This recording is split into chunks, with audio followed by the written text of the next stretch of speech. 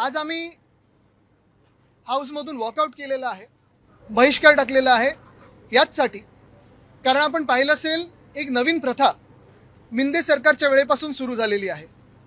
ज्या मंत्र्यांना जे आता आधी घटनाबाह्य मुख्यमंत्री होते, आता फोडाफोड मंत्री आहेत, उपमुख्यमंत्री म्हणून एवढे अकार्यक्षम आहेत की बाहेर सगळे त्यांना रात्रीचे खेळ बाकीचे सगळे खेळ जमतात, पण साधं हाऊसमध्ये बसून स्वतःच्या खात्याचा अभ्यास करून उत्तर देता येत नाही। त्यांच्या खात्यांचं नेहमी वाटप होतो, राज्यमंत्री असताना देखील इतर मंत्र्यांना त्यांचा खात्याचा वाटप केलं जातो आणि ठराविक अधिवेशन मंत्री हे नेमले जातात। मुळात प्रश्न हाच आहे की एका बाजूला आपण पाहत असाल मुख्यमंत्री महोदय स्वतः हाऊसमध्ये बसून उत्तरं देतात, इतर मंत्री देखील हाऊसमध्ये बसून उत्तरं देतात, अनेक वेळा त्यांची कोंडी देखील होते, आम्ही प्रश्न तसे विचारत असतो, जनतेचे प्रश्न विचारत असतो, पण हे सगळं झालं तरी उत्तर द्यायला ते तिथे बसलेले असतात। पण एक मंत्री जे अकार्यक्षम आहेत, ज्यांना कार्यपद्धती सांभाळता येत नाही, कार्यभार सांभाळता येत नाही, ते मिंदे एकनाथ मिंदे हे नेहमी उत्तर द्यायला घाबरतात आणि हाऊसमधून पळायचा प्रयत्न करतात आणि म्हणूनच सगळे खात्यांचा वाटप केला जातो।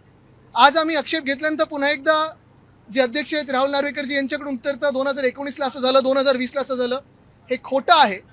कधीही 2020मध्ये असं झालं नाही, 2019ला असं झालं नाही, कुठच्याही मंत्र्यांनी किंवा मुख्यमंत्र्यांनी असा पळवाट काढला नव्हता। आमचे जिथे जिथे राज्यमंत्री होते कधी कधी त्यांनी उत्तर दिली, कधी कधी आम्ही उत्तर दिली, पण जबाबदारी पूर्ण स्वीकारून प्रत्येक प्रश्नाचं उत्तर हे आम्ही दिलेलं आहे, त्यावेळी पूर्ण रेकॉर्ड काढा। आणि म्हणून आमची हरकत दोन्ही गोष्टीला, पहिली हरकत ह्या गोष्टीला आहे की जे अकार्यक्षम उपमुख्यमंत्री आहेत, जे सगळे बाकीचे बाहेर खेळ खेळत असतात, पैशाचे खेळ खेळत असतात, त्यांनी स्वतःची खात्याची जबाबदारी घेऊन जी खाती त्यांनी घेतलेली आहेत, मागून घेतली आहेत, हट्ट करून घेतली आहेत, रडून घेतली आहेत, ही खाती त्यांनी त्याची जबाबदारी घेऊन त्याचं उत्तर द्यावं। हाऊसमध्ये आम्ही जे प्रश्न विचारतो ते काय आमचे पर्सनल प्रश्न नसतात, हे आम्ही जनतेचे प्रश्न विचारतो, महाराष्ट्राच्या जनतेचे प्रश्न विचारतो। आणि दुसरं म्हणजे जे अध्यक्षांनी खोटं बोललेले आहेत, चुकीचं बोललेले आहेत की 19 आणि 20मध्ये पण असं होत होते, ते रेकॉर्डवरनं काढावं, उगाच त्या खुर्चीवर बसून त्यांनी घाणेरडं राजकारण करू नये।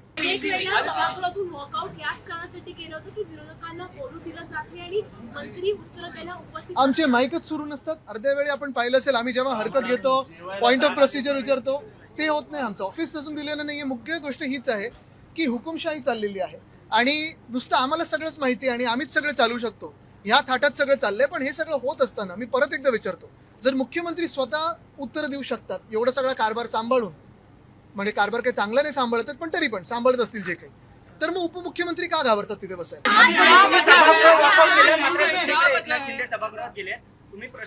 अरे मी होतो तेव्हा तिथे, मला वाटतं जेव्हा पळाले होते ना ते ठीक आहे, त्यांना टाचणी केली होती, जाऊ देते ना, स्वतः उत्तर देत नाही। ऐका गिरीश समोर या, म्हणजे कॅमेरा वकील, पहिली गोष्ट म्हणजे एकनाथ मिंदे समोर बसल्यानंतरच मी सांगितलं की तुम्हाला उत्तर देता येत नाही, तुम्ही घाबरता उत्तर द्यायला। दुसरी गोष्ट म्हणजे त्यांनी जर उत्तर द्यायची हिंमत असेल त्यांच्यात तर चला पूर्ण एक दिवस ठेवा, सगळ्या त्यांच्या खात्यांची आम्ही प्रश्न विचारतो, त्यांना उत्तर देऊ द्या। पण एक अजून एक आहे एकनाथ मिंदेंना वाटतं त्यांना उत्तर द्यायचे, ते ज्या पक्षाचे गुलाम आहेत ना भाजप, त्यांनाच उत्तर देत असतात, महाराष्ट्राच्या जनतेला त्यांना उत्तर द्यायचे नसते। मराठी होते मग शिवसेना शिंदे गट नाही, मिंदे गटच आहे, चोरांचा गट आहे, शिवसेनेचं नाव दिलं ते। आज मला वाटतं त्यांनी मध्य प्रदेशचे मुख्यमंत्र्यांना फोन करावा, उज्जैनचा जो जमीन घोटाळा झालेला आहे तिथे त्यांना मोठी जागा मिळू शकेल, कारण हे घोटाळे बस तशीच जागा शोधतील।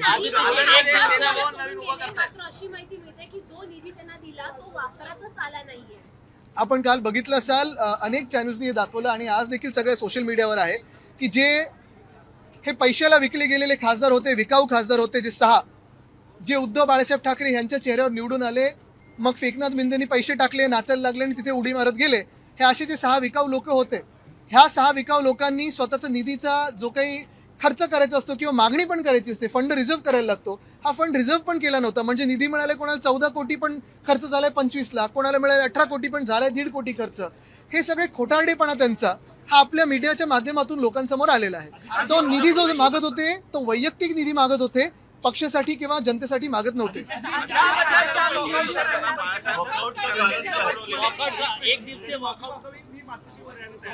मला वाटतं माफी आम्ही जनतेची मागत आहोत, कारण ह्या नालायक लोकांना आम्ही तिकीट दिली, आणि ह्या विकाऊ लोकांना आम्ही तिकीट दिली. हे जिंकून आले ते उद्धव बाळासाहेब ठाकरे पक्षाच्या चेहऱ्यावर, उद्धव बाळासाहेब ठाकरेंच्या चेहऱ्यावर आणि भाजपच्या विरोधात. मी अजूनही त्यांना आज पण चॅलेंज देतोय, जो काही त्यांना निधी मिंदेंकडून मिळाला असेल त्यांनी तो सगळ्या निधीचा वापर करावा आणि भाजपच्या चेहऱ्यावर पुन्हा एकदा निवडणूक तिथूनच लढवून दाखवावी प्रत्येक 6च्या 6 जणांनी. चला चला आत्ता राजीनामा द्या, आपण लढूया, ताबडतोब द्या राजीनामा. किसने? कौन कौन? कहाँ कहाँ? सावली में कहा उन्होंने? वो डांस बार पता है ना आपको? आपने एक से जो है बहिष्कार किया है, इसके पीछे कारण क्या है? बहिष्कार का कारण यही, आज हमने जो वॉकआउट किया है इसलिए किया है क्योंकि हर अधिवेशन आप देखिए तो 2022 से जब से सरकार को इन्होंने गिराया, गद्दारों ने गिराया, तो हर अधिवेशन में फेकनाथ मिंदे खुद की जिम्मेदारी को टालते हैं. जो भी सवाल आते हैं, जो हम सवाल पूछते हैं क्वेश्चन आवर में, ये सारे सवाल जनता के हैं, ये महाराष्ट्र के सवाल है और उनका जवाब अपेक्षित है. लेकिन हर एक अधिवेशन में आप देखिए, हर एक सेशन में देखिए, हर एक सत्र में देखिए, तो ये किसी ना किसी को अधिवेशन मंत्री बना देते हैं कि आज ये जवाब देंगे, आज वो जवाब देंगे. तो आपने क्यों रखा है वो डिपार्टमेंट भाई? वो डिपार्टमेंट भी दे दो ना आप उनको परमानेंटली. लेकिन पैसा निकालने के लिए, घोटाला करने के लिए, भ्रष्टाचार करने के लिए खुद के पास डिपार्टमेंट रखते हो और जब जवाब देने का समय आता है उस वक्त आप भाग जाते हो. अगर आपको जवाब देना आता नहीं है तो क्यों बनते उसके मंत्री? अगर आज की स्थिति में देखिए तो मुख्यमंत्री महोदय स्वयं खुद के जो डिपार्टमेंट से उनका जवाब देते हैं. अगर सीएम साहब दे सकते हैं तो आप क्यों नहीं दे सकते? क्या कमी है आप में कि आप दे नहीं सकते? कॉन्फिडेंस की कमी हो तो मैं समझ सकता हूँ.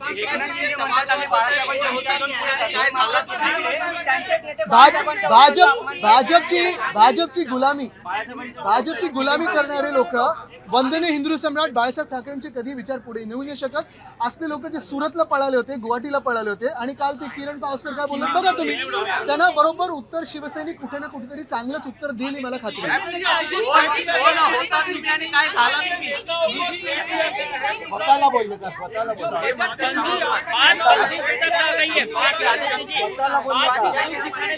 स्पष्ट बंदूक दिखाने तक आ गई है, गोला बारूद बंदूक तक की बात की जा रही है. कौन कर रहा है? जो बागी हुए हैं वो कह रहे हैं कि बंदूक दिखाएंगे, गोला बारूद. यही तो भाजपा की भाषा है. लेकिन आज भाजपा भी जवाब दे कि जो उज्जैन में घोटाला हुआ है, जो आज आपने देखा होगा सारे पेपर्स में आया है, आपके भी न्यूज चैनल्स पे चल रहा है, तो क्या यही भाजपा हमें हिंदुत्व सिखाती है? जिस भाजपा के लोग राम मंदिर में घोटाला करते हैं, राम लल्ला के जो आप देखिए पादुका चुराया, नेकलेस चुराया, जिस राम लल्ला के मंदिर में अगर ये भ्रष्टाचार कर सकते हैं और उज्जैन में महाकाल के उधर जमीनें खुद के नाम पे सीएम कर सकते हैं, तो ये भाजपा हमें हिंदुत्व की सर्टिफिकेट देंगे?